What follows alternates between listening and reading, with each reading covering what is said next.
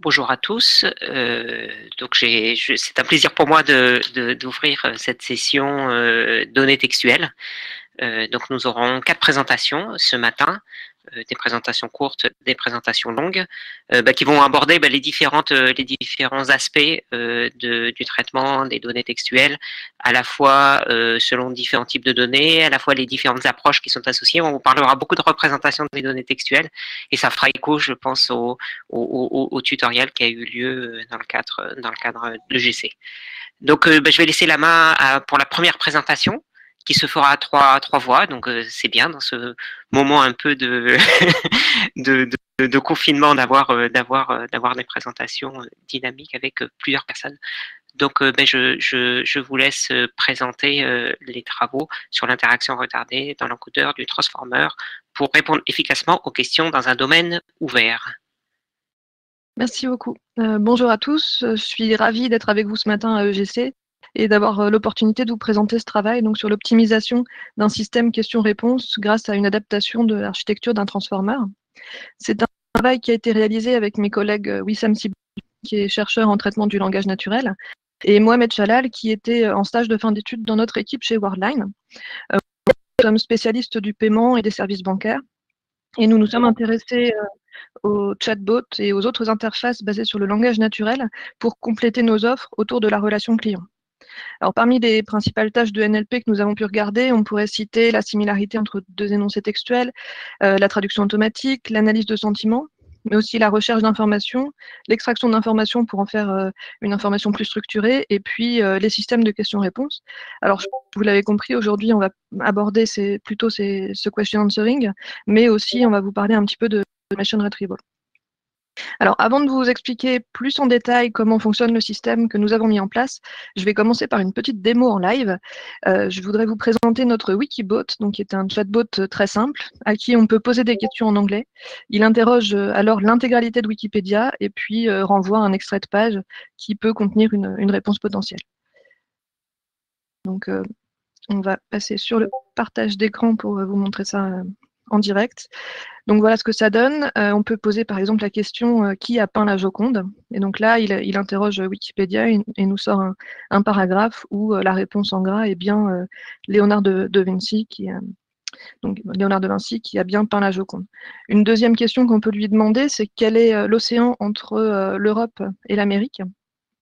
Et pareil, il va chercher donc sur les paragraphes de Wikipédia et nous sort la réponse de l'océan Atlantique.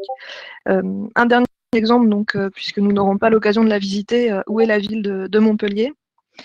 Là, il nous sort donc un extrait de la page de l'Université de Montpellier et on voit bien que Montpellier est dans le sud de la France. Alors, qu'est-ce qu'il y a derrière ce bot? En fait, nous avons mis en place un processus conversationnel assez simple. L'utilisateur commence par poser sa question à l'interface de messagerie. Ensuite, la question est traitée par un moteur conversationnel qui renvoie une réponse et donc on affiche avec la même interface comme vous avez pu voir. Le moteur de conversation est basé sur un système de question answering dans un docker qui, lui, est divisé en deux étapes. Donc, la première étape, ça va être un retriever qui parcourt les 30 millions de paragraphes issus de Wikipédia pour nous donner les plus pertinents. Dans un deuxième temps, on a donc le reader qui, lui, va extraire les réponses potentielles retenues et les rendre ici. Et pour la phase de génération de langage, pour l'instant, comme vous avez vu, il n'y a pas de génération de texte pour la réponse. On affiche simplement le paragraphe avec la réponse en gras. Notre retriever est basé sur Lucene et notre reader est basé sur Dilbert, qui est donc notre nouvelle proposition d'architecture issue du transformer qu'on va vous présenter aujourd'hui.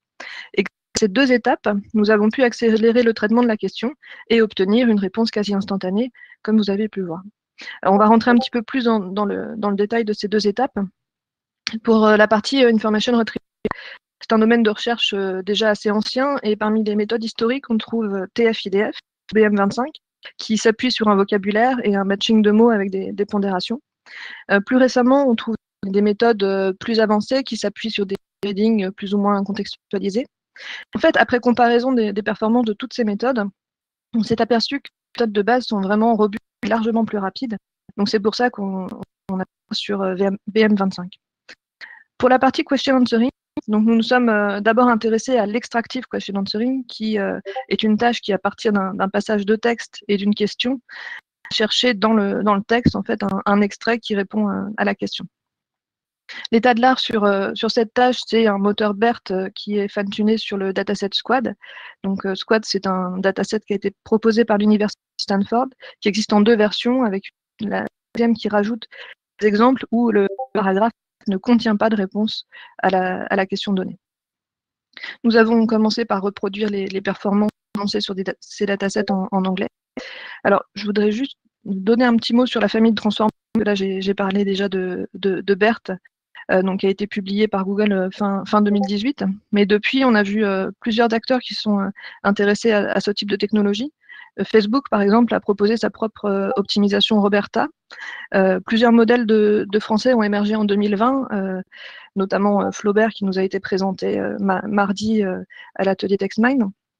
Et puis, d'autres modèles aussi ont essayé de limiter le nombre de paramètres et donc ont été proposés par la suite. Un des avantages de BERT, c'est qu'il existe en version multilingue, ce qui nous avait permis l'an dernier de montrer qu'il était possible de faire du transfert zéro shot vers le français pour pallier à un manque de ressources en français à ce moment-là.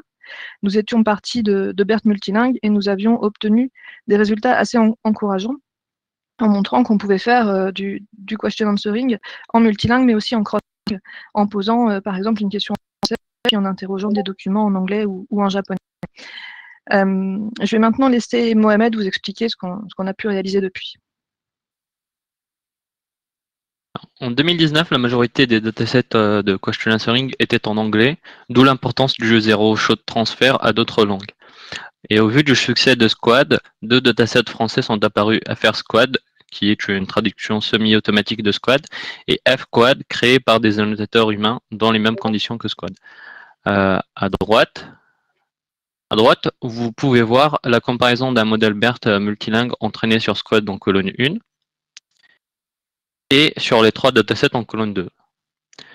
On peut y voir que grâce au zéro shot transfert, on obtient déjà de très bons résultats en français, alors que nous avons entraîné exclusivement le modèle sur des ressources en anglais, sur la colonne 1.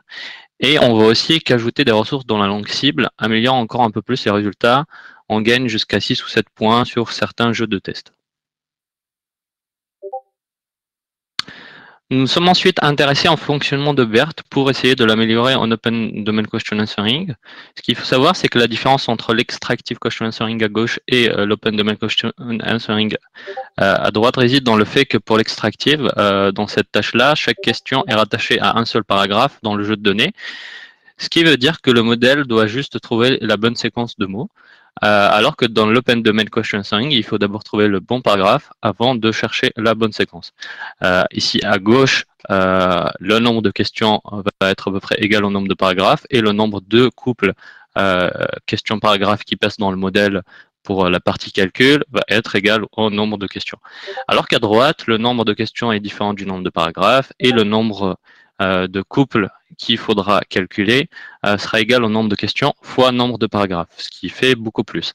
Donc l'une des pistes pour améliorer cela, c'est soit de réduire le nombre de couples en faisant de l'information retrieval en amont, ou alors d'accélérer le traitement de chaque couple. Donc maintenant, si on s'intéresse au fonctionnement de BERT, ce qu'on voit, c'est que au départ, on prend une question à laquelle on va concaténer un paragraphe. Ensuite, on va faire une tokenisation pour récupérer une séquence de tokens.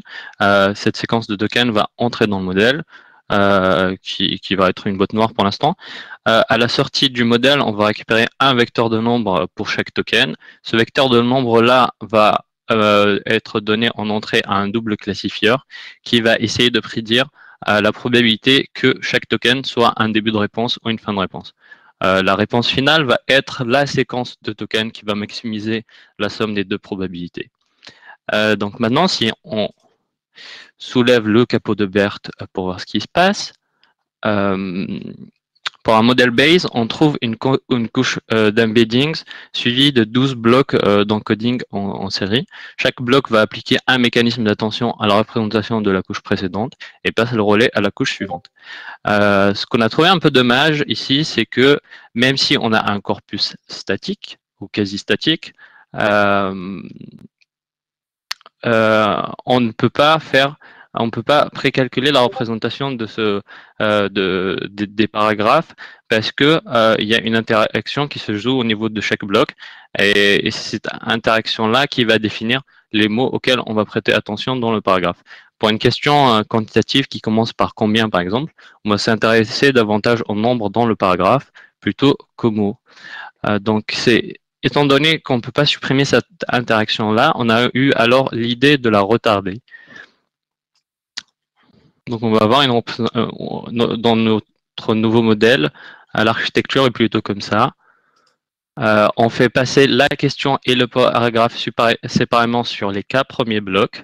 Ensuite, on concatène le résultat qu'on fait passer dans les 12 moins K derniers blocs. Ceci nous permet de précalculer le paragraphe.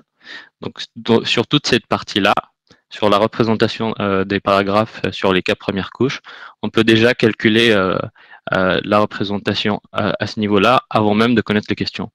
Et ça nous permet aussi de calculer la question une seule fois pour les premières couches, parce que, comme vu précédemment, la question va interagir avec tous les paragraphes, mais la représentation pour la question sur les 4 premières couches, il suffit de la calculer une seule fois, et c'est cette représentation-là qu'on va utiliser avec les représentations des paragraphes qu'on va ensuite faire passer ici. Donc ici, K, ça va être le nombre de couches de non-interaction, donc ici, et plus ce nombre-là sera grand, moins il y aura de couches d'interaction, et donc moins on fera de calculs en direct, et plus le modèle va être rapide. Maintenant, si on regarde la précision de ces modèles-là, donc le modèle BERT et Albert, comparé à Dilbert et Dilalbert, nos modifications, si on regarde leur précision sur l'évaluation de l'extractive question answering, hein, donc encore une fois, ici, pour chaque question, on sait déjà dans quel paragraphe la réponse est. Si on regarde les résultats qu'on obtient, on voit que jusqu'à K égale 4, on perd rien du tout. Et jusqu'à K égale 10, ici, on perd quelques points pour Bert et Dilbert, et on perd encore moins en précision pour Albert et Dilbert. Donc on perd quelques pourcentages en précision, mais ces quelques points perdus nous permettent d'avoir des modèles beaucoup plus rapides, chose que vous allez voir maintenant avec Wissem.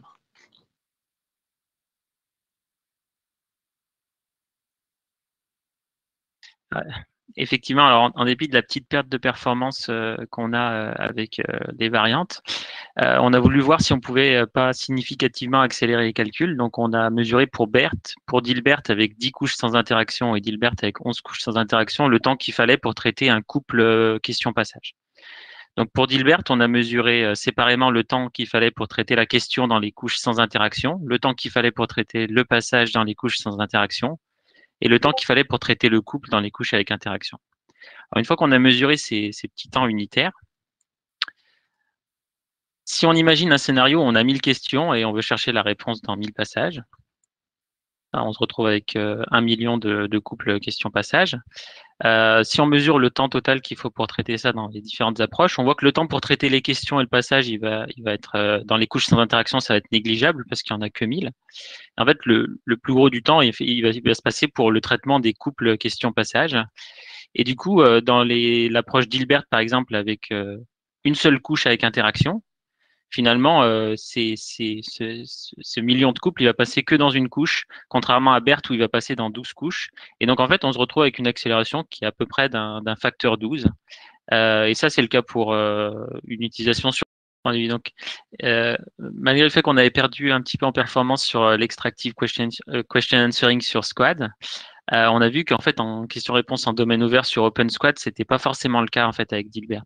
Donc, OpenSquad, c'est les mêmes questions que Squad, sauf qu'on donne pas aux algorithmes le passage dans lequel il faut trouver la réponse. Il doit la chercher dans tout Wikipédia. Donc, ce qu'on fait, c'est que d'abord, on a BM25 avec BM25, on va essayer de sélectionner les 100 meilleurs passages sur Wikipédia, et ensuite, on va utiliser BERT uniquement sur ces 100 passages. Donc, il va prédire un passage de texte dans chacun un petit passage dans le grand passage sur les 100 passages. Et on va combiner les scores qu'il a prédits pour chacun des passages avec le score de BM25 de pertinence pour le passage complet.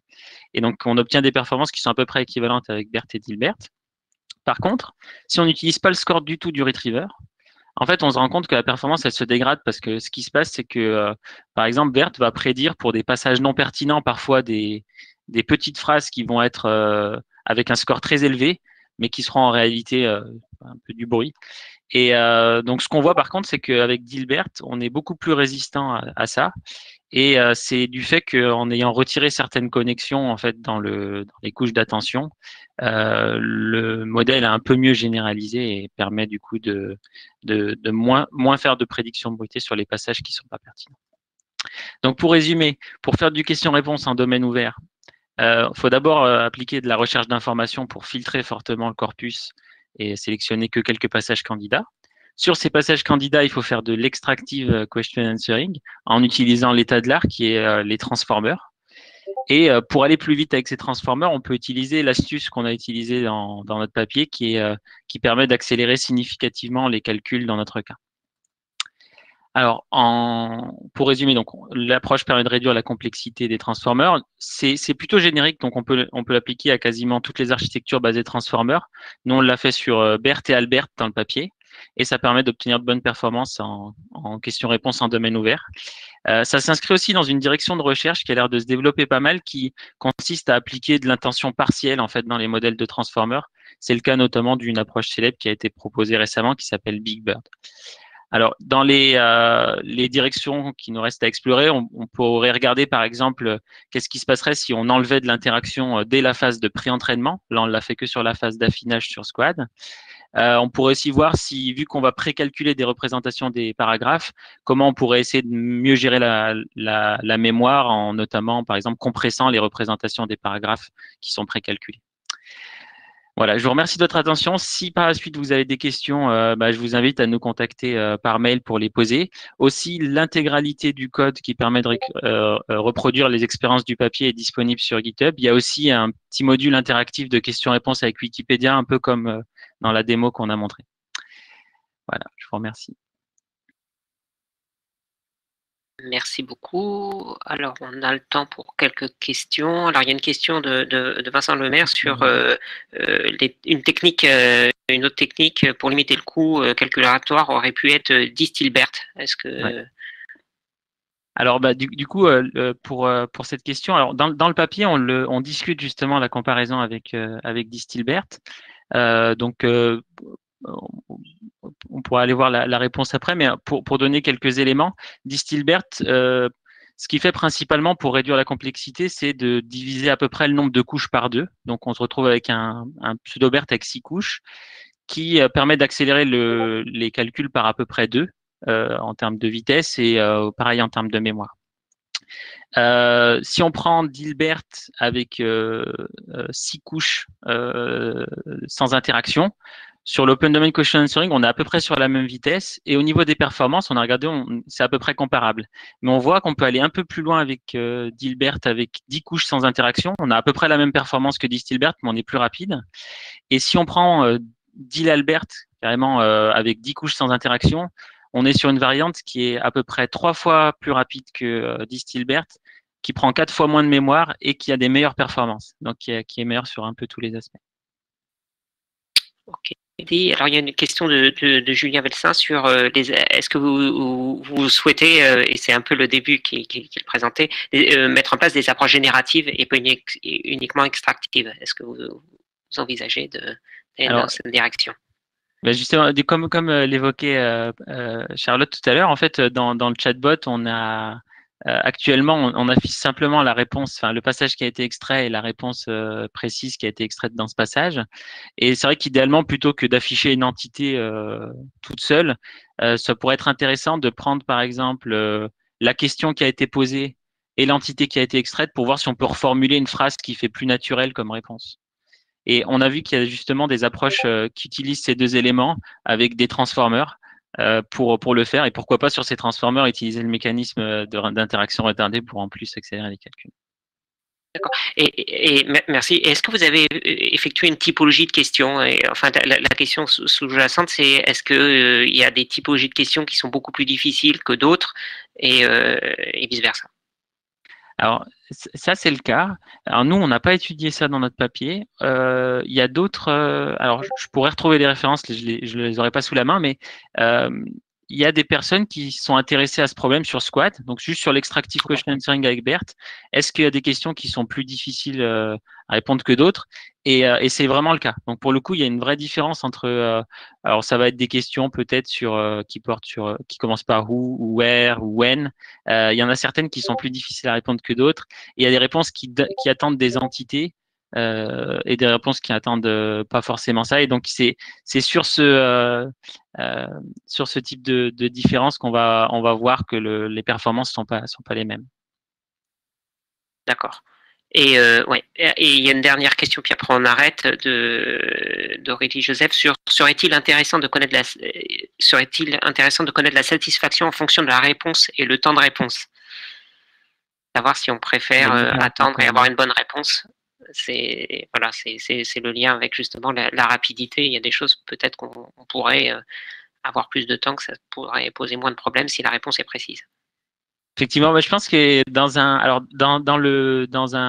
chatbot, le temps de réponse, on s'attend à quelque chose qui est assez interactif, donc avec un temps de réponse qui sera assez court. Peut-être que si on réfléchissait à un cas où on faisait simplement de la recherche d'informations sur une grande base de données, mais que on n'est pas sur une application interactive comme un bot, on pourrait se permettre d'attendre plus effectivement pour avoir une meilleure qualité de réponse. Mais c'est une question qui est intéressante et on accorde pas mal d'importance dans nos expériences à la satisfaction utilisateur. Donc, par exemple, pour le bot qu'on vient de vous montrer ou pour d'autres bots qu'on développe en interne dans l'entreprise, on prévoit souvent des tests utilisateurs avec des questionnaires pour voir un petit peu ce qui leur plaît et si on peut avoir des retours de l'utilisateur final. Mais de manière globale, c'est vrai qu'on peut s'interroger justement sur la qualité des réponses, c'est-à-dire qu'il y a des valeurs d'accuracy, enfin de précision de manière un peu globale, et c'est vrai qu'on peut se poser la question sur les types de questions, sur les types de réponses qui sont attendues selon les configurations et les attentes, et ouais, c'est des choses qui sont aussi intéressantes à étudier. Mais très intéressant. On va peut-être arrêter là pour laisser la place aux autres et pas commencer à perdre trop de temps. Merci de cette présentation à 3 voix. C'était vraiment bien justement d'avoir cette et puis une bonne fluidité. C'était vraiment très bien. Merci beaucoup pour la présentation. On passe à la deuxième présentation qui est une présentation, si ma mémoire est bonne. Bonjour, je m'appelle Ibrahim Suleiman. Bonjour. Alors, on va démarrer la deuxième présentation. Donc, un autre aspect particulièrement foisonnant dans les données textuelles, c'est l'aspect multimodal, à la fois des données textuelles en elles-mêmes, mais de manière un peu globale. Le problème assez classique du déséquilibre entre les données. Donc là, voilà, c'est la présentation d'Ibrahim. Qui va nous présenter ses travaux. À une voix cette fois-ci, je pense. Présente tout seul. C'est ça, ouais. Merci Mathieu.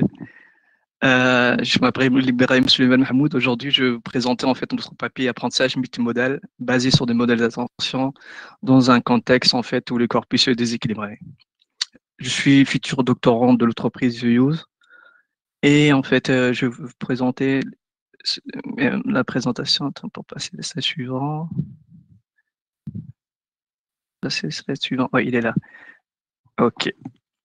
Donc, parler un peu du contexte. Le contexte, en fait, c'est quoi? C'est aujourd'hui, les entreprises, ils disposent de plus en plus, en fait, de papier numérisé.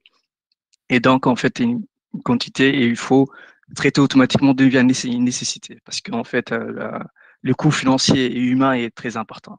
Donc, les entreprises telles que Use et d'autres proposent des solutions pour pouvoir extraire des informations ou classifier, en fait, ces documents-là d'une manière automatique. Si on prend un exemple, l'entreprise Use permet en fait traite plutôt 400 à 200 documents par jour, ce qui est un document séquençant.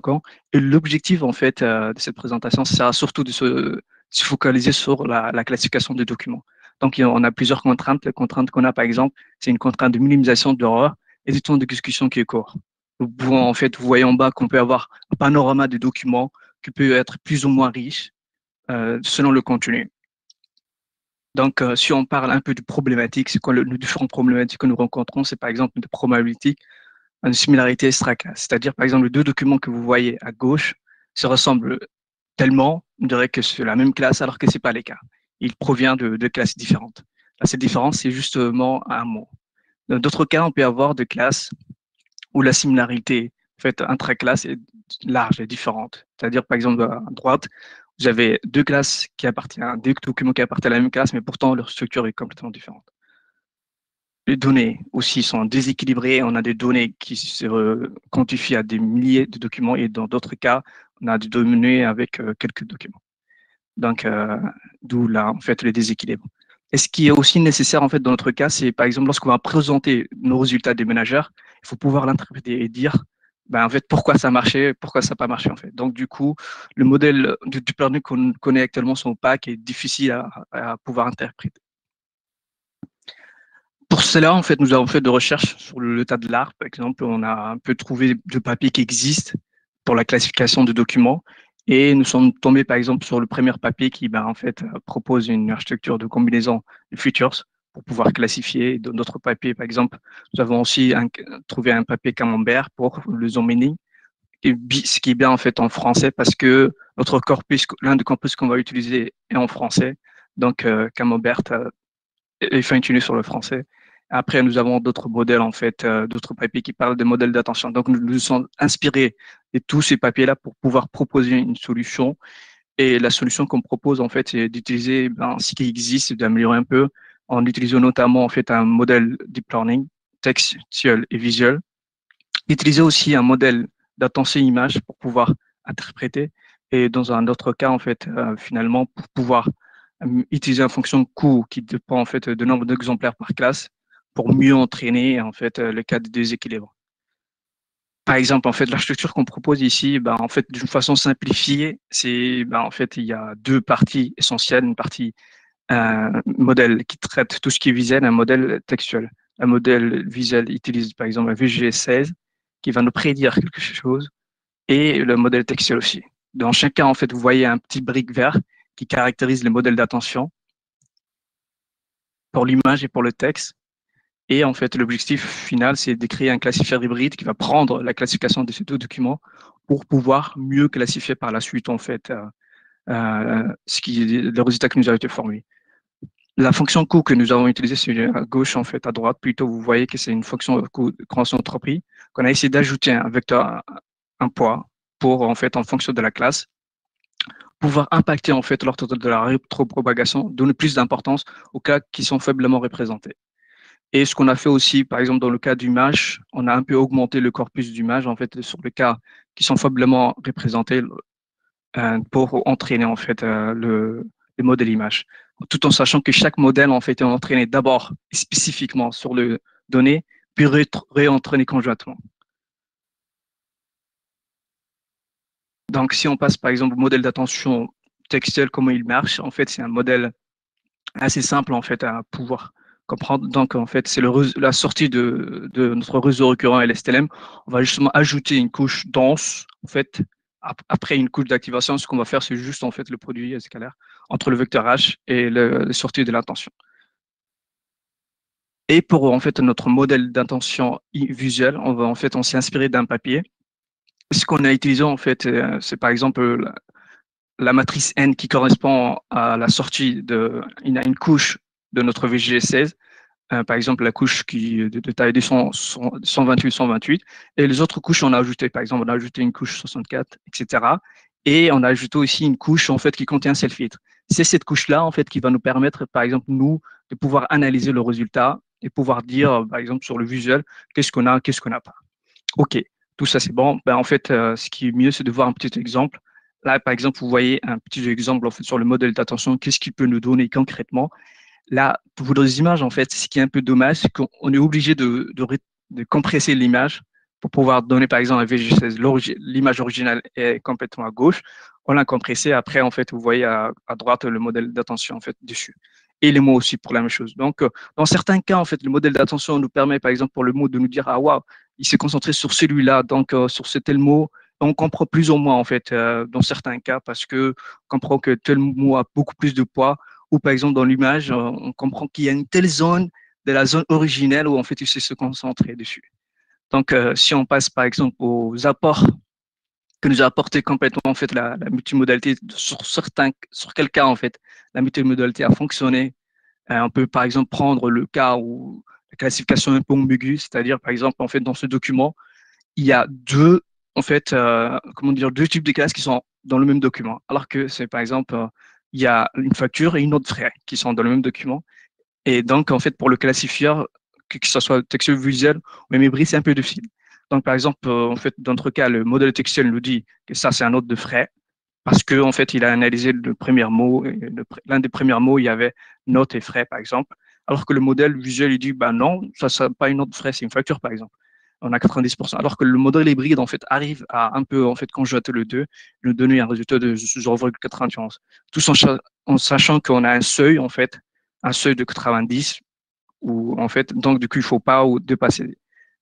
Dans certains cas, en fait, pour pouvoir, ou même 98, pour pouvoir seuiller, en fait. Et par exemple, la classification faiblement représentée, dans certains cas où les classifications, où le classe sont faiblement représentés, on constate qu'il y a une légère amélioration parce qu'en fait, le modèle a un peu compris à la fois la structure et le contenu textuel pour pouvoir les ajouter ensemble. OK. Passons maintenant aux données, en fait. Les données qu'on dispose, c'est quoi concrètement? Les données qu'on dispose, c'est d'abord un dataset privé, un dataset public. Le dataset privé se compose de 28, 30, 23 documents qui sont de proportions en fait d'entraînement 66, 8% pour la validation et 25% pour le test. Le dataset public qu'on a utilisé, c'est RVL-CDIP, un dataset en fait qui est disponible librement. Dans les documents, en fait, 120 000 documents et dont la proportion sont en fait 50, 25 et 25%. Donc, si on passe un peu aux résultats, qu'est-ce qu'on a eu en fait comme résultat? Nous constatons par exemple qu'un de papier, l'approche multimodale Aubert propose par exemple 80 à une précision de 90 sur le données RV-CDP, alors que nous, en fait, sur le données RV-CDP déséquilibré, quelque chose que je n'ai pas dit en fait, parce qu'on a déséquilibré le corpus de base pour pouvoir le rendre en fait le corpus RVL-CDP déséquilibré. On a pris 10 à 100%, 50% de certaines classes. OK, en fait, nous constatons donc que malgré que nous avons un corpus qui est déséquilibré, nous obtenons avec nos deux modèles en fait multimodal une meilleure en fait résultat, si on peut dire ça, comparé à le papier qui est cité au-dessus en fait l'approche multimodale, qui lui en fait a fait juste une combinaison. Et pour le données use, en fait, ce qui est bien, les données privées, on obtient de très bons résultats, voire même bien en fait. Il y a des choses à améliorer, mais en fait, nos résultats sont top. Et en fait, il y a beaucoup de choses qui nous attendent dans les perspectives, dans les conclusions, que ce qu'on peut dire. C'est par exemple, en fait, les modèles multimodal proposent un gain comparé à l'utilisation unique de la modalité. Par exemple, si on utilise le texte ou l'image. Et dans d'autres cas, en fait, par exemple, la multimodalité nous a permis, dans certains cas aussi, dans la limite de contexte, de pouvoir comprendre, en fait, de pouvoir interpréter le résultat afin de mieux fournir de résultats de qualité aux ménageurs.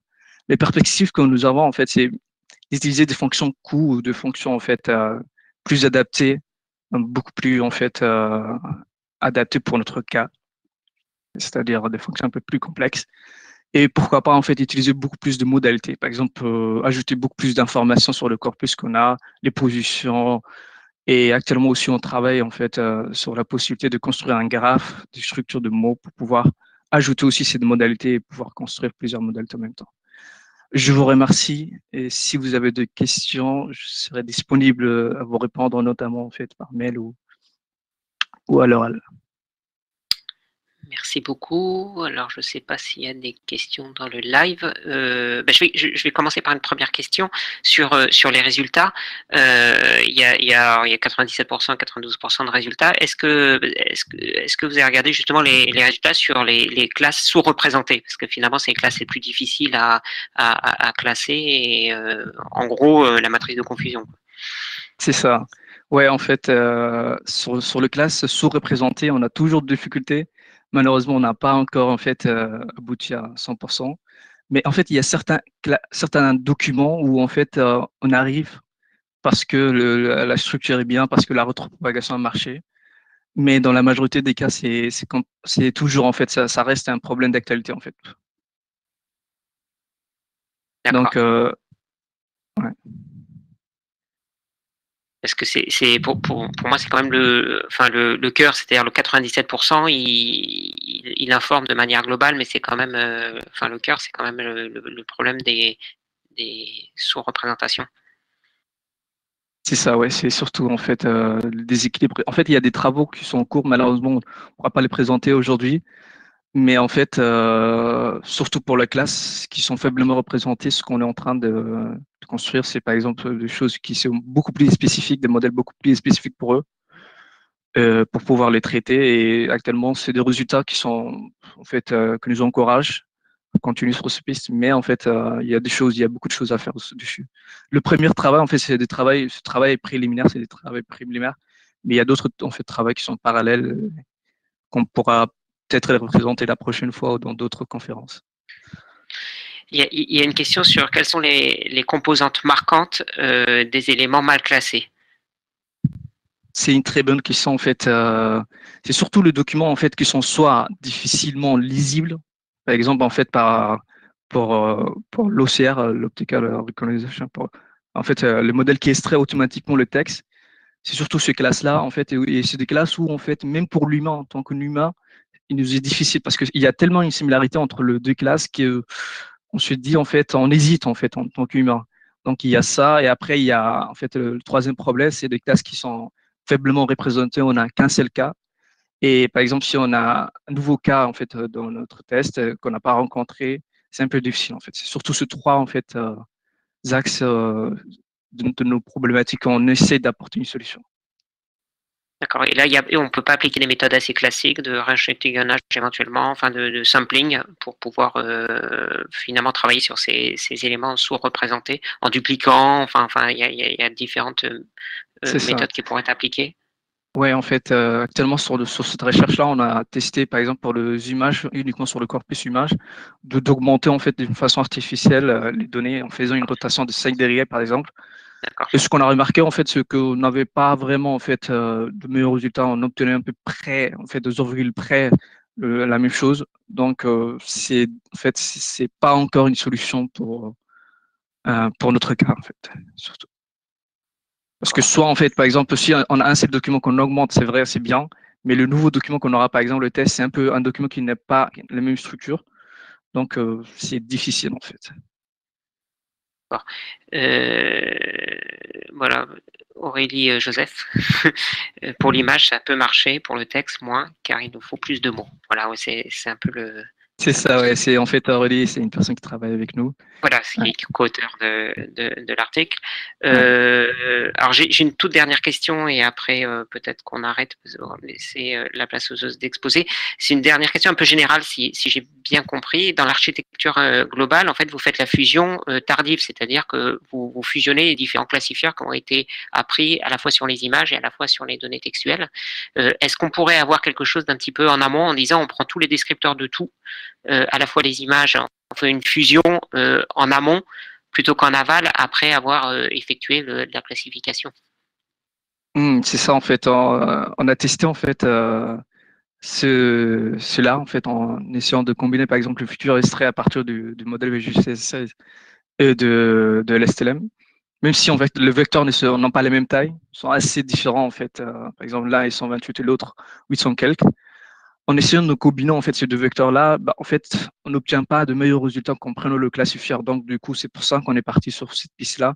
Mais effectivement, celui-là aussi n'est pas abandonné. On cherche surtout des méthodes plus adaptées en fait pouvoir en fait avoir le même taille et mieux combiner surtout. C'est ça en fait qui compte.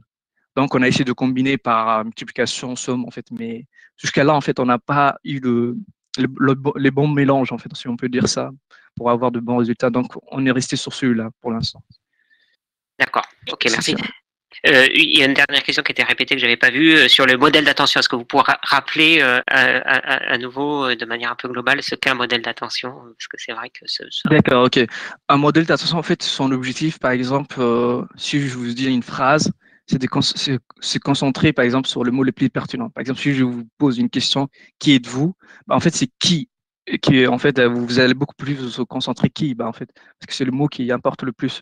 À peu près, en fait, c'est ça le modèle d'attention. C'est obligeant, en fait, la boîte noire qui est, en fait, le modèle deep learning, de nous pouvoir donner de résultats, en fait. Ce qu'on essaie de faire, surtout, c'est par exemple pour le texte, comprendre le mot qui a le plus d'importance, et pour l'image, la zone qui a le plus d'importance, en fait. Je ne sais pas si ma réponse est claire. Je pense que oui. Mais merci à tous et puis merci pour toutes les questions. C'était vraiment intéressant d'aller en profondeur. Donc on va faire une micro-coupure, d'après ce que j'ai compris, pour passer à la troisième présentation. Je vous remercie tous. Ciao, ciao. Merci.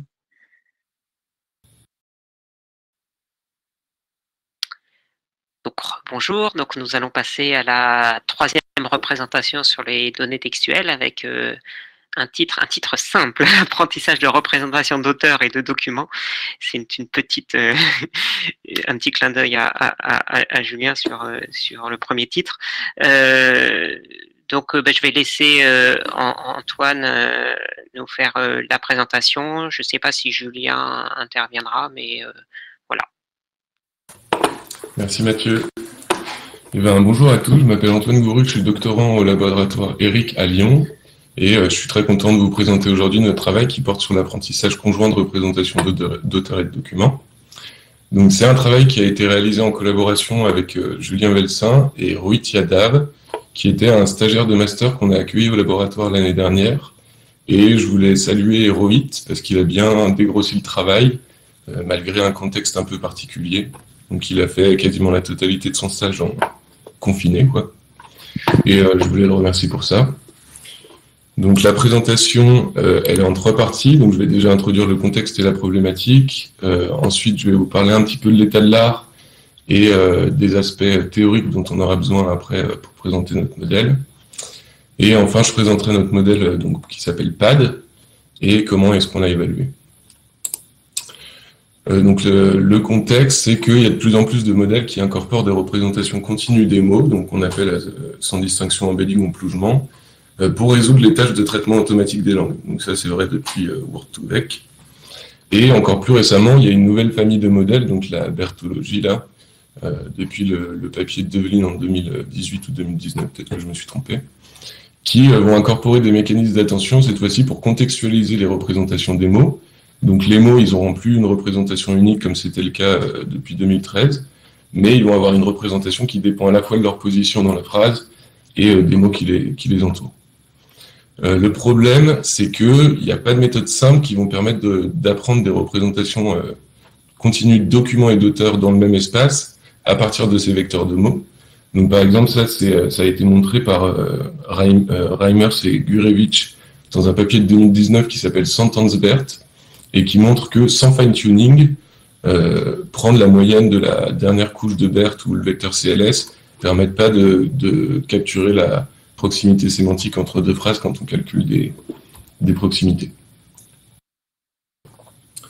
Donc, ça c'est notre constat, et pourtant, ce qu'on sait, c'est qu'il y a de nombreuses applications qui peuvent nécessiter de représenter les documents et les auteurs dans le même espace, dans des dimensions raisonnables.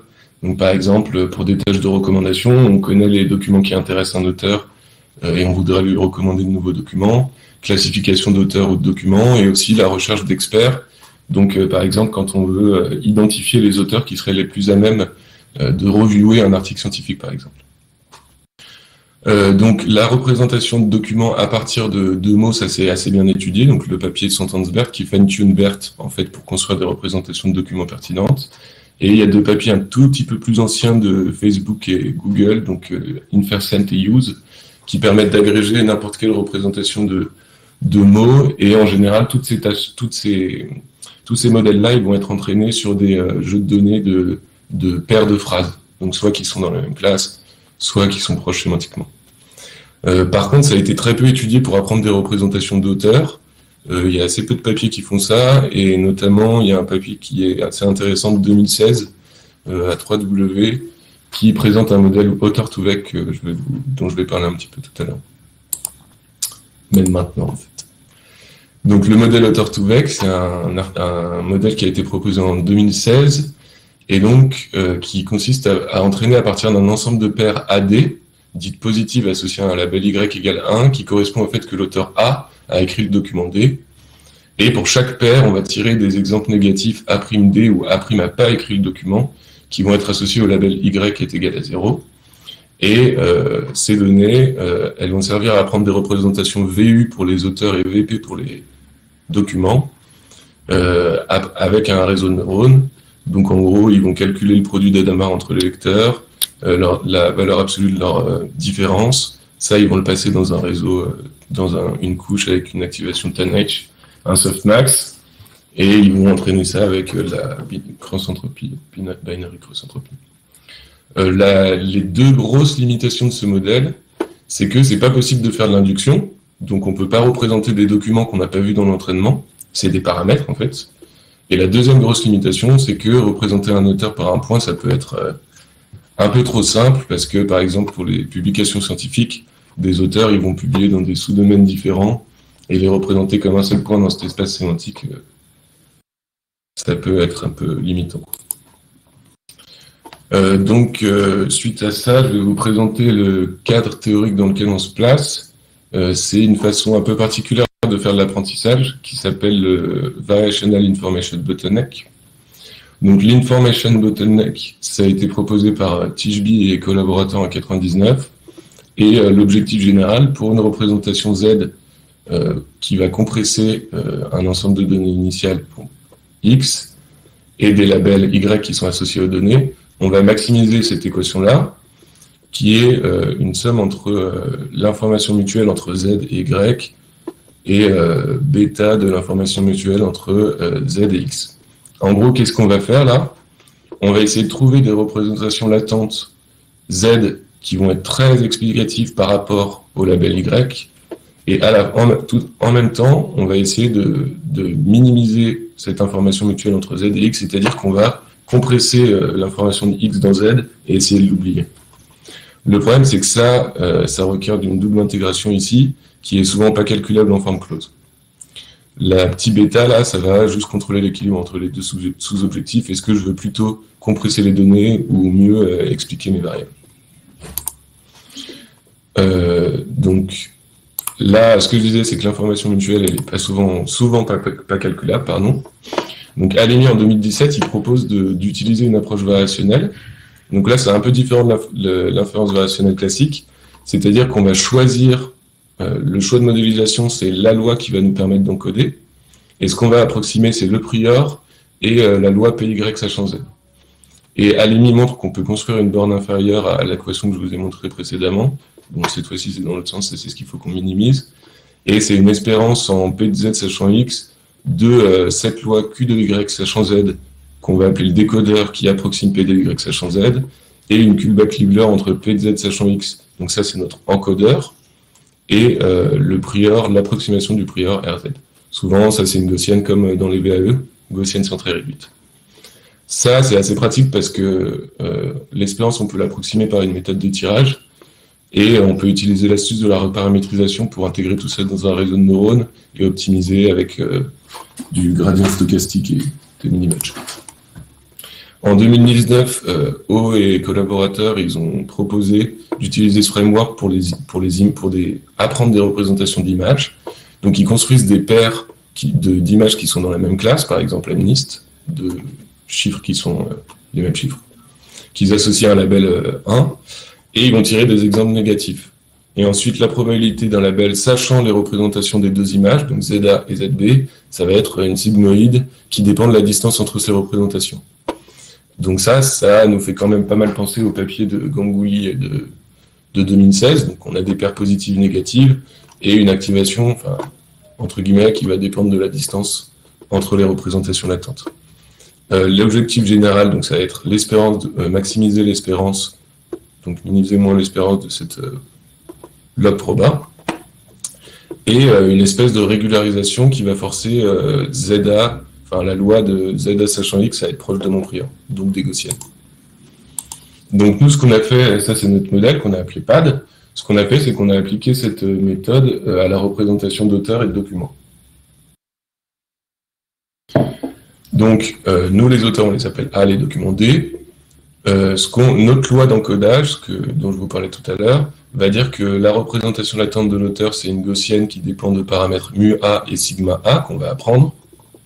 Et pour les documents, on n'intègre pas d'aspect probabiliste, mais on va définir une fonction qui va prendre en entrée une matrice d'embedding de mots. Donc nous, dans nos expériences, on a utilisé BERT, mais en fait, on peut prendre Glove, on peut prendre Word2Vec, peu importe. Donc BERT, doc2D, ça, c'est ce qui va mapper les tokens vers la matrice d'embedding de mots contextualisée. Ça, on va le passer dans une couche d'attention de type scale.product, donc le modèle, l'attention proposée par Vasvani. On rajoute une petite connexion résiduelle, donc en gros, on va rappeler les embeddings non recontextualisés, et on va faire un pooling, donc la moyenne simple, ça marche le mieux, pour avoir une seule représentation pour le document.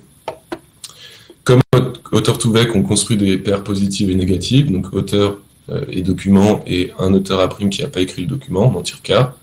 Et ce qu'on va optimiser, c'est la même fonction que O et collaborateur. Donc on va minimiser l'espérance en PZ sachant XA, et par rapport à la fonction qui mappe les tokens vers les représentations uniques des documents, de cette log proba avec un terme de régularisation qui va forcer, en gros, les représentations de ZA à être proches d'une gaussienne centrée réduite. Après, notre Q de Y égale 1, c'est pareil que OEAL, et c'est ce que je vous disais, la régularisation est une gaussienne. Donc notre modèle général, il ressemble à ça. Donc ça, c'est des paramètres qu'on va apprendre, les moyennes et les variances. Avec le reparamétrisation trick, l'astuce de reparamétrisation, on va tirer des représentations Z1. Le document, on va prendre le document, on va l'encoder avec BERT, prendre la dernière couche, passer ça dans notre espèce de fonction d'attention plus de pooling. Si on veut le mapper dans une dimension différente, on peut le passer dans un MLP, nous c'est pas ce qu'on a fait. Et ensuite on obtient la représentation Z2, on va calculer on va calculer notre objectif à partir de ça, sachant qu'on régularise. Comment est-ce qu'on évalue ce modèle? Ah oui, donc pardon. Ce que j'ai pas dit, c'est que notre modèle, il permet de répondre aux deux problèmes, aux deux limitations de auteur-to-vec, qui sont quand on a un nouveau document, les représentations des documents, c'est pas des paramètres qu'on apprend, on va apprendre les paramètres de la fonction qui mappe un document vers sa représentation. Donc ça veut dire que quand on aura des documents qu'on n'aura pas vus pendant l'entraînement, on pourra quand même construire une représentation unique. Le deuxième avantage, c'est que pour chaque auteur, on a une variance qui est associée. Donc on va avoir une espèce de mesure d'incertitude sémantique dans cet espace latent. Donc si un auteur a une très grande variance, ça veut dire qu'il va avoir tendance à écrire des articles dans plein de domaines différents. À l'inverse, variance très faible, il se concentre sur un seul sous-domaine. Donc comment est-ce qu'on évalue ça? On a utilisé deux jeux de données, un jeu de données d'articles scientifiques de machine learning, donc S2G, et un jeu de données d'articles de presse du New York Times. Et ce qu'on fait, c'est qu'on va...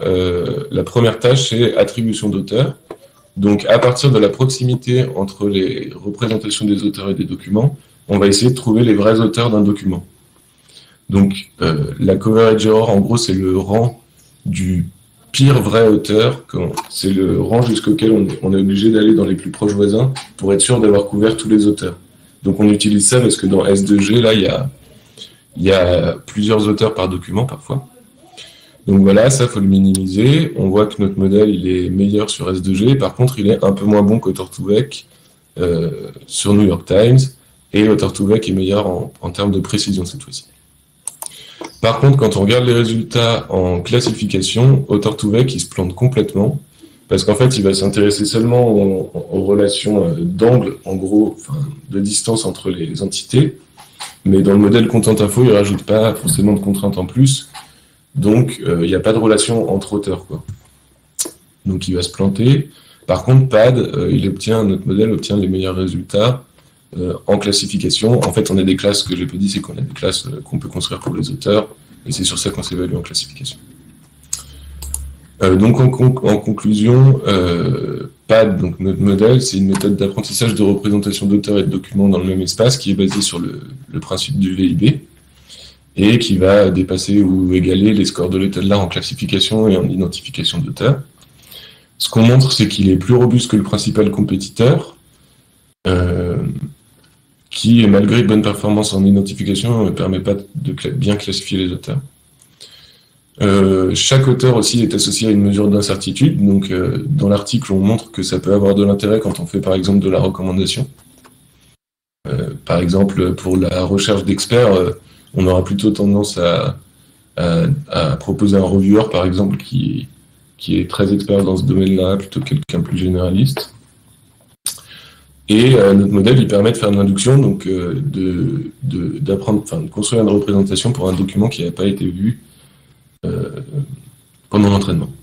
Et là, actuellement, on est en train de travailler sur une extension de ce modèle, à peu près de ce modèle, au cas dynamique, donc dans le cas où on prend en compte les dates de publication des documents.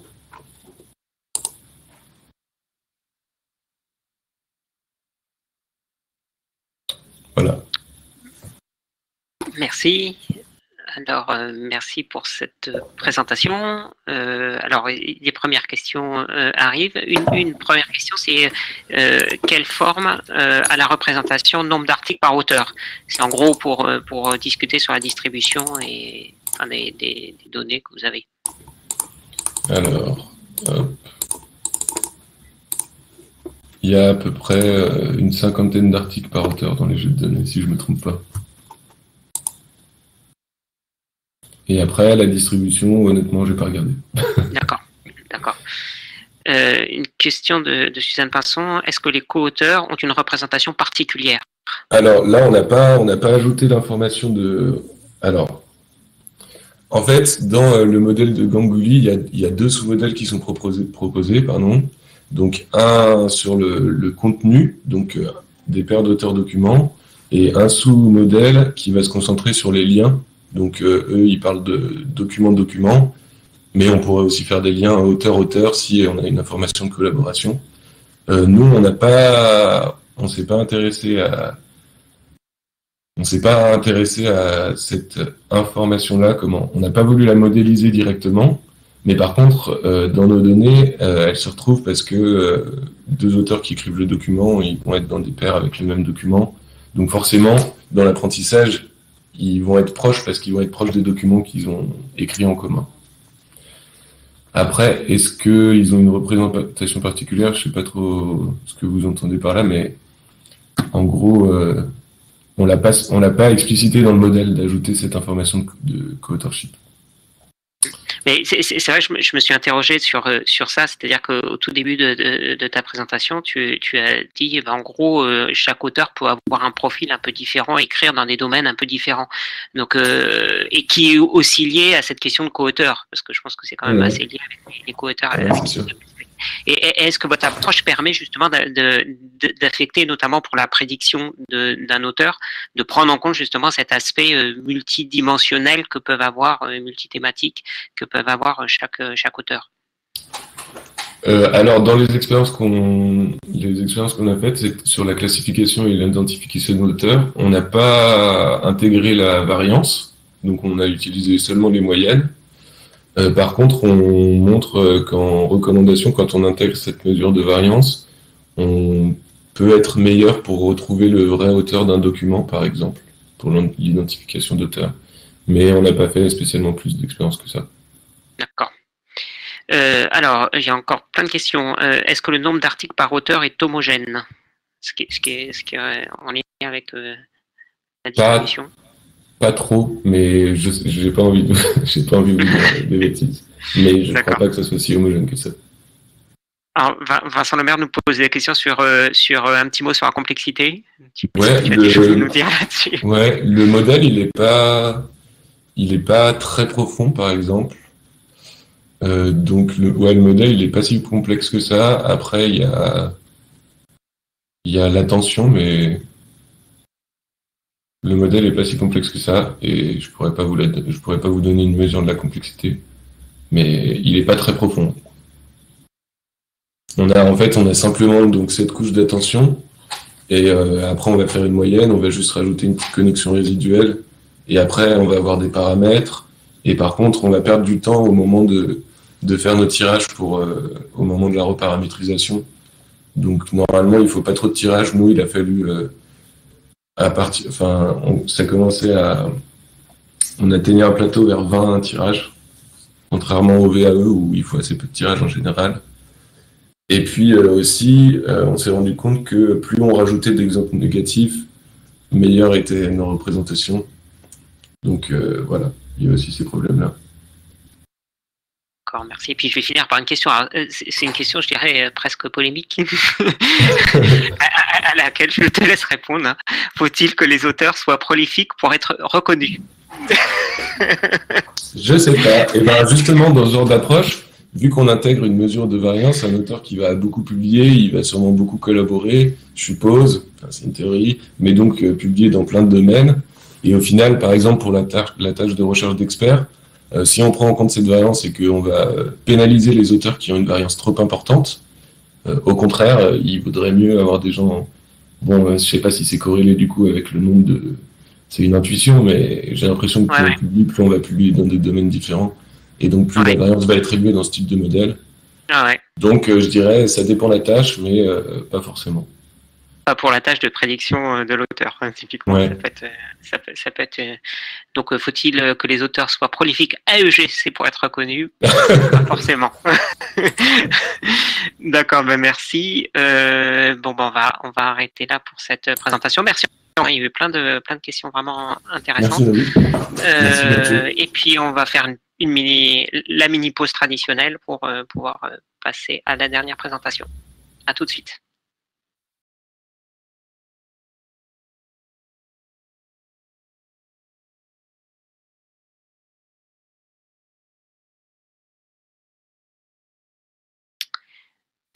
Donc, bonjour.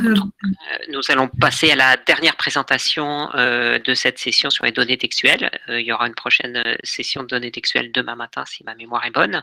Et je crois que c'était le premier exposé. On a parlé de données de manière générale et de données spécialisées, des questions qu'il pouvait y avoir sur les données spécialisées. Là, a priori, c'est le cas. On nous présente des applications sur le domaine biomédical. Donc, je laisse la parole à Séverine, qui va nous présenter Approche ensemble pour le co-clustering par bloc sur des données textuelles. Oui, donc bonjour, je suis Séverine Lafel.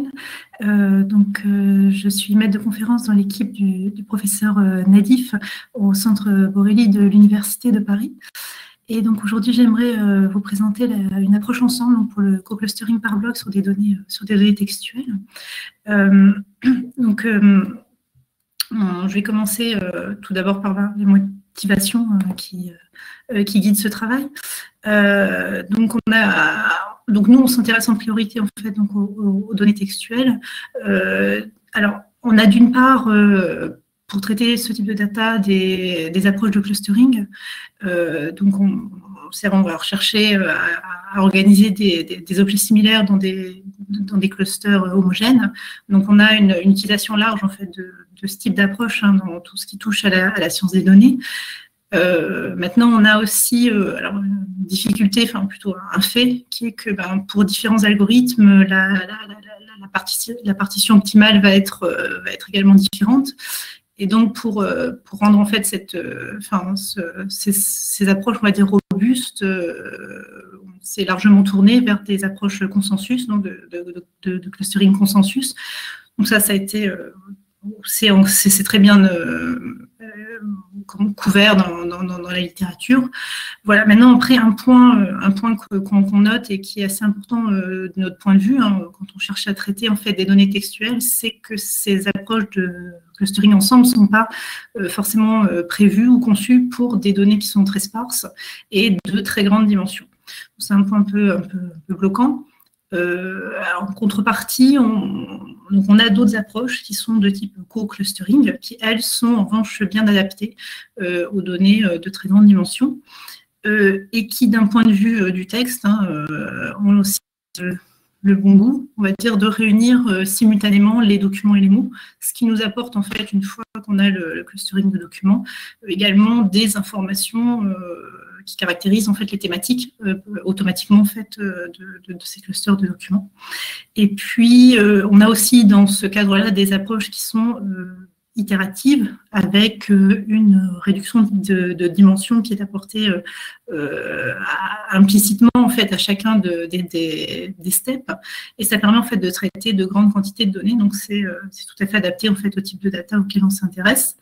Et donc du coup on a souhaité en fait combiner à la fois la robustesse de l'ensemble avec les bonnes performances en fait du co-clustering à travers une approche qu'on a appelée IBECO pour ensemble bloc co-clustering, et donc qui est bien adapté en fait, aux données textuelles. Donc ça c'était pour cadrer un peu le travail et vous donner les motivations. Donc sur ce slide, j'essaye de résumer en fait l'approche qu'on propose à travers IBECO.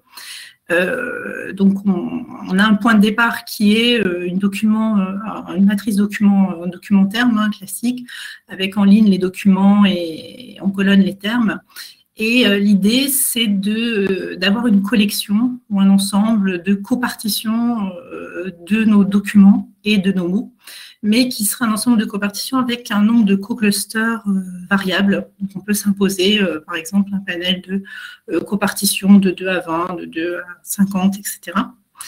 Et donc, c'est ce qui est représenté en fait par ces blocs sur la diagonale, sont les co-clusters qui ont été fournis par la même approche, en l'occurrence de co-clustering pour chacune de ces copartitions.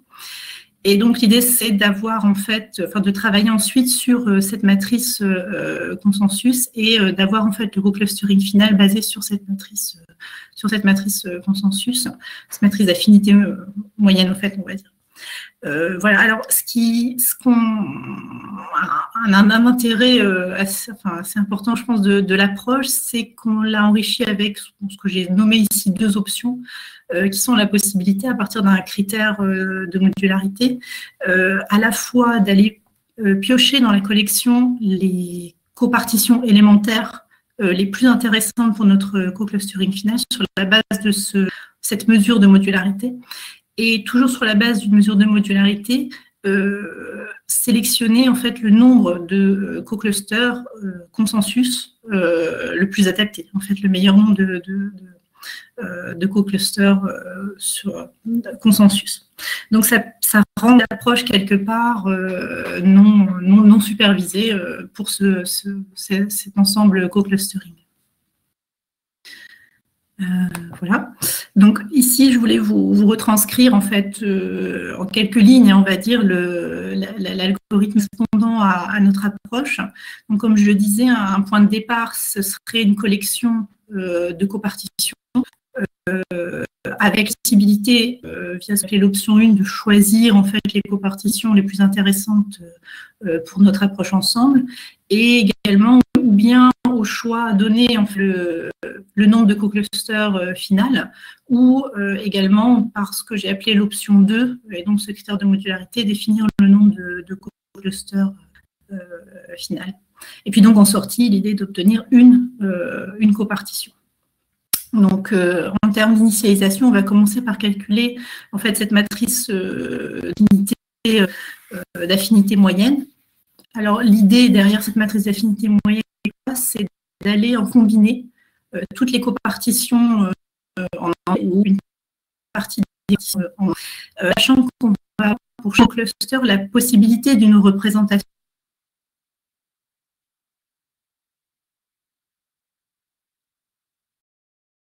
Ouais. J'ai l'impression. C'est vrai, la connexion est pas très bonne.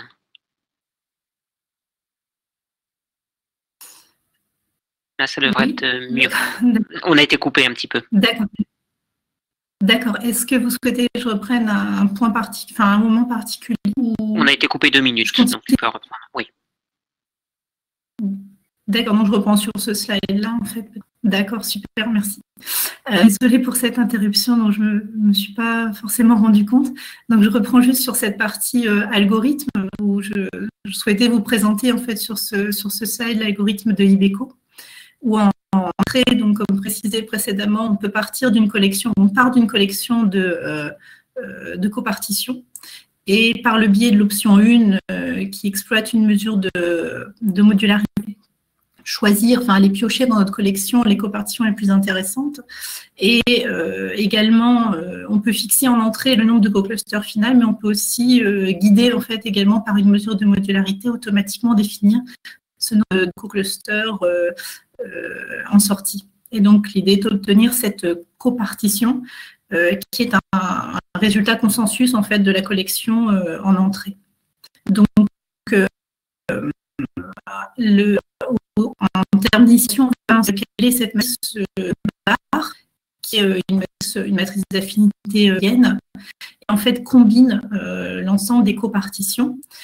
Alors, on a ici, par exemple, pour une copartition ML, la partition ligne ZL et colonne WL, et en fait, on va pouvoir modéliser ça par une relation de bloc sériation, mais qui serait pondérée.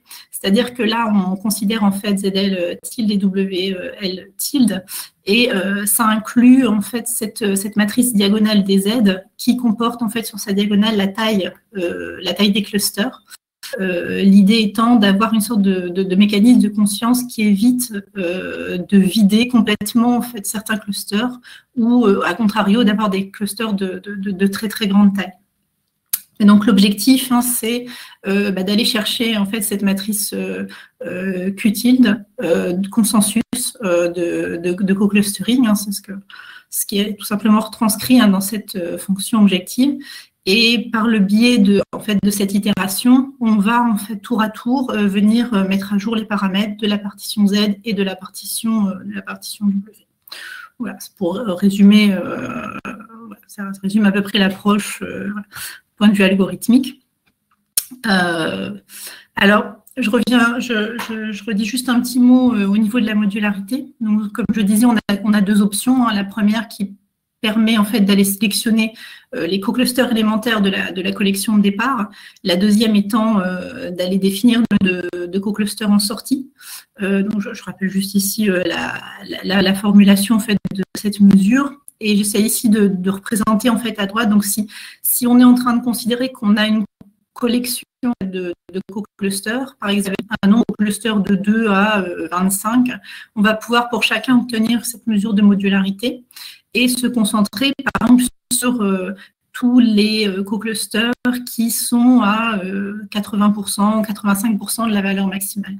Et ça va constituer de bons candidats dans notre collection pour consensus.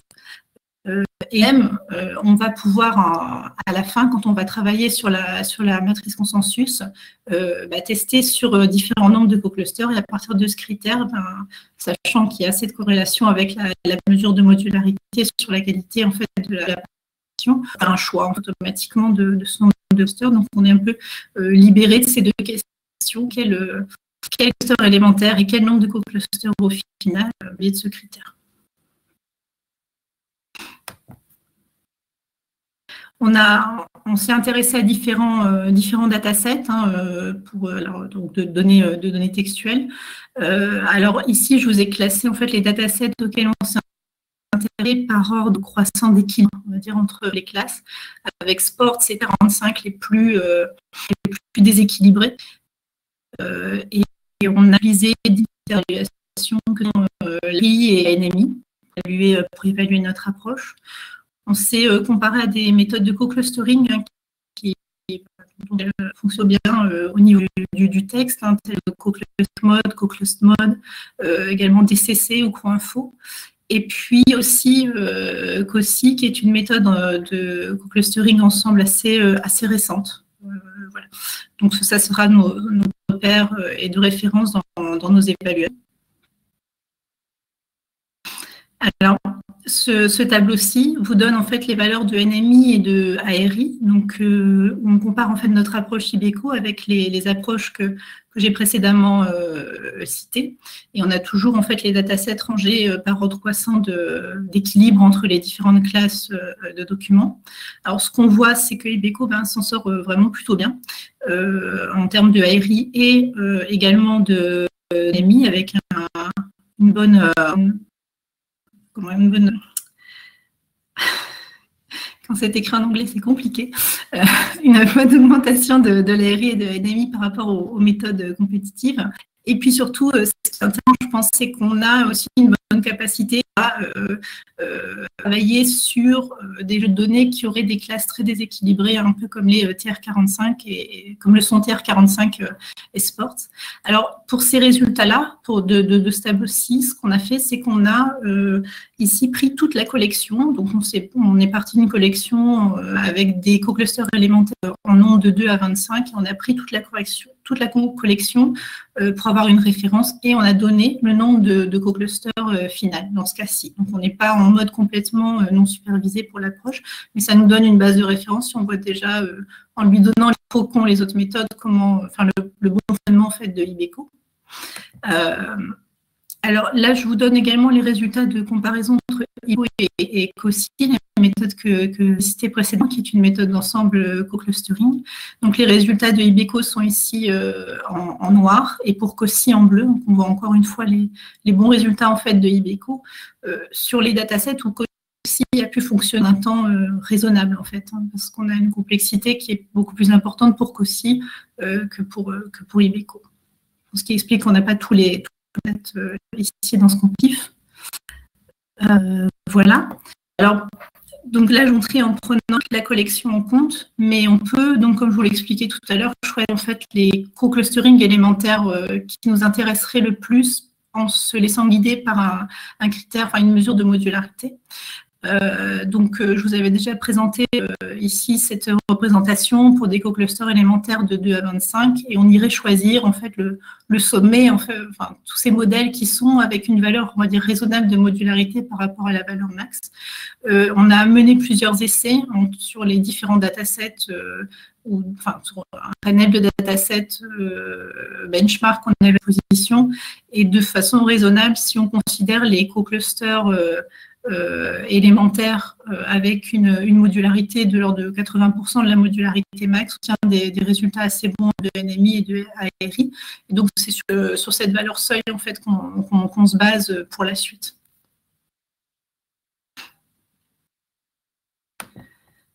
Alors ici, ce que je vous montre, c'est quand on part en non supervisé complet pour l'approche des co,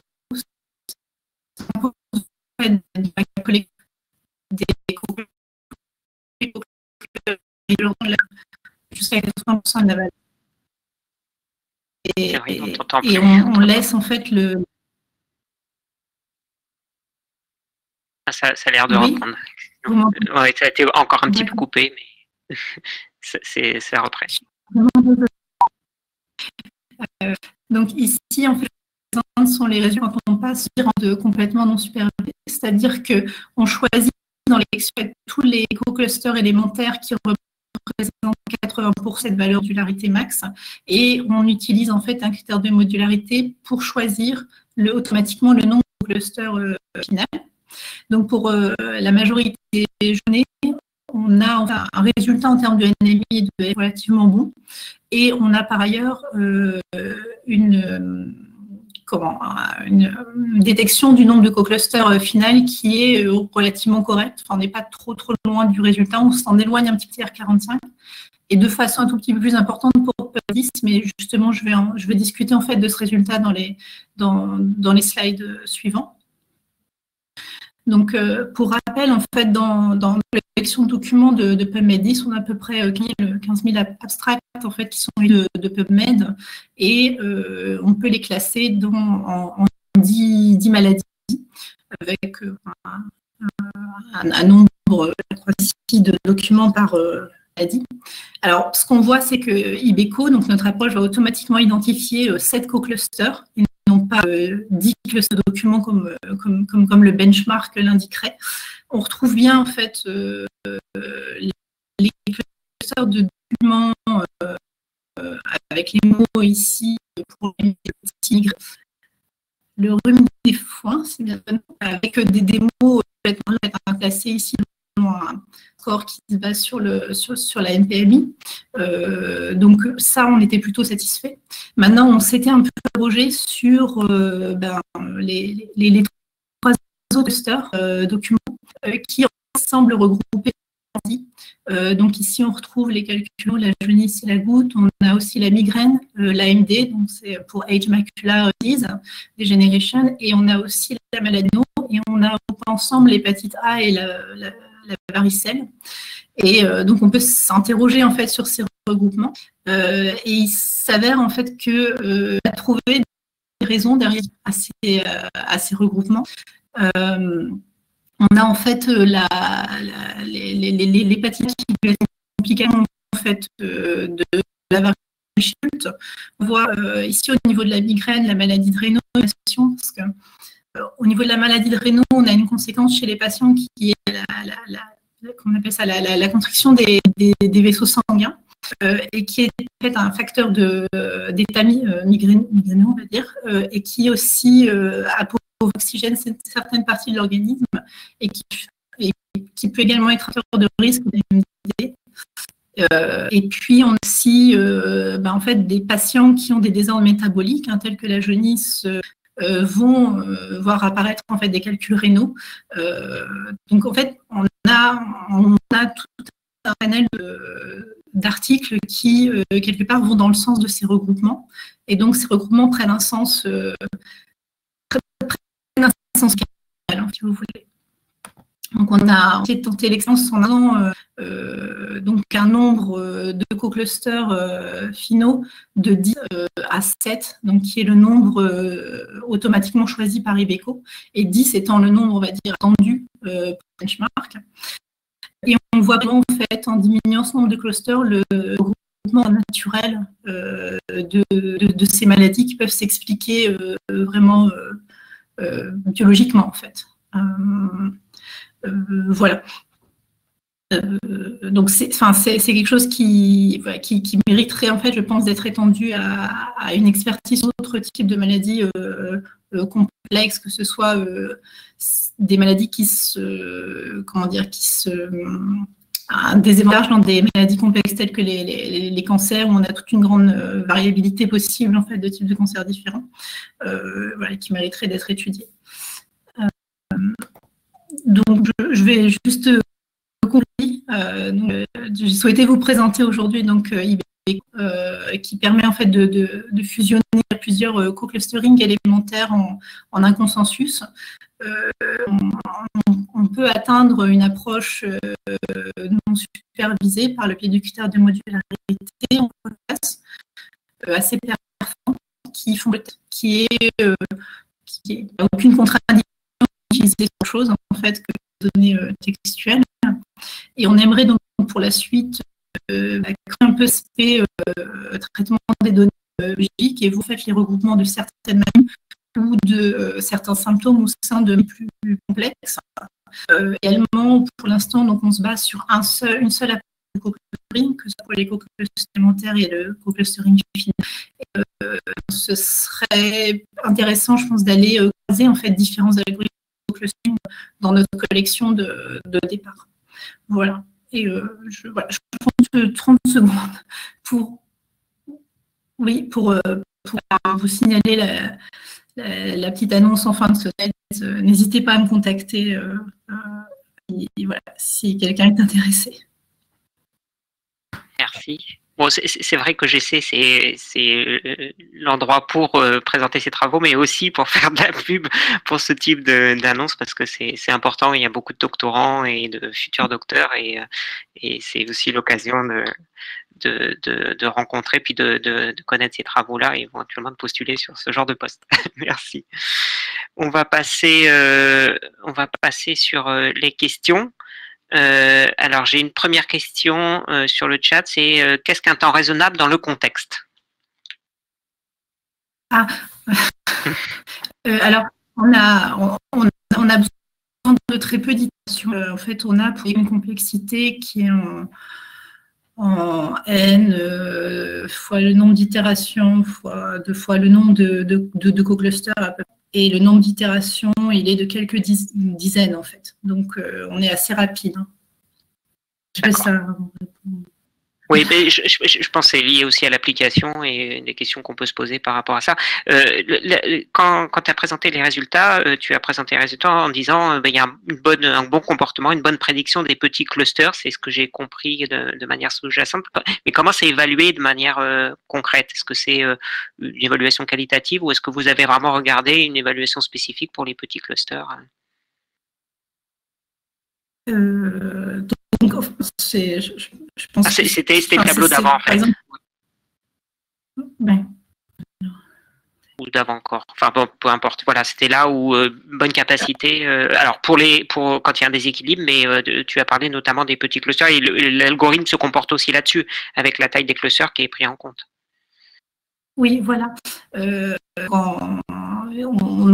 opère une régularisation par rapport à la taille en fait des co-clusters et on a par exemple pour Sport CTR45 des clusters qui peuvent être de très petite taille et ce qu'on voit c'est que Iveco en termes en tout cas de NMI, de ARI se comporte très très bien. Enfin c'est pas des valeurs d'accuracy, hein, c'est vraiment des valeurs de NMI et de ARI. Ouais. Et de ce point de vue-là, on a été plutôt agréablement surpris par le comportement. D'accord. Et à la fin, tu vous présentez justement les termes qui ressortent le plus et des discussions qualitatives qui peuvent être aussi intéressantes à mener avec les experts. Vous avez, là, il y a que les mots. Alors, c'est vrai, dans le domaine biomédical, la terminologie composée de plusieurs mots et un pré-traitement, je dirais, terminologique. Est-ce que ça a été fait? Est-ce que c'est envisagé? Donc, c'est-à-dire, par exemple, trouver des similes liés des multimots, en fait. Ouais, c'est des syntagmes de manière globale, parce que c'est vrai que surtout, alors sur certains domaines qui ont été présentés ce matin, je dirais, ça serait moins problématique. Ici, je dirais que ça apporterait quand même quelque chose d'assez, une amélioration, notamment pour interpréter. Oui, non, je suis complètement d'accord. Là, on a simplement les mots tels qu'ils sont en fait dans le set. Alors, bien sûr, il y a un pré-traitement au niveau des mots. Là, ce que vous voyez en fait, c'est les mots qu'on peut lire humainement et qu'on a complétés, mais qui sont bien sûr pré-traités, mais tels qu'ils existent en fait dans le benchmark. On a nous-mêmes rien fait en fait sur ces mots en particulier. Mais effectivement, je suis d'accord avec le fait qu'il y a des synonymies à prendre en compte. Enfin, c'est d'avoir une formation experte complémentaire, par exemple purement médicale, qui va nous rapprocher en fait certains mots entre eux et qui vont faire qu'on va avoir peut-être une information plus pertinente où on va récupérer un peu plus de puissance de distinction entre certains termes. D'accord. Et puis une sémantique un peu plus forte qui est dégagée par les termes en eux-mêmes, qui sont composés de plusieurs mots et qui sont un peu plus pertinents, je pense. Oui, tout à fait. Non, oui, je suis d'accord. Merci. Alors, pour ne pas trop déborder et que les gens puissent aller en pause, alors, on m'a signalé que il y a une pause café avec 10 salles qui sont réservées, qui sont numérotées de 1 à 10 pour simuler le café. Bon, GC ne paye pas le café, mais ça peut simuler un petit peu les discussions qu'on pourra avoir, éventuellement pour parler des travaux, mais aussi du postdoc. N'hésitez pas. Donc, merci à tous. Il y a eu beaucoup de questions. C'était dynamique, on a retrouvé un petit peu l'ambiance de GC en présentiel. Et puis demain, vous avez une autre session données textuelles. Et puis cet après-midi, dans les sessions suivantes, je crois que c'est données temporelles et puis clustering. On continue sur ces thématiques. Il y a quand même des liens entre les différentes sessions. Et merci à tous. Merci. Et bon café.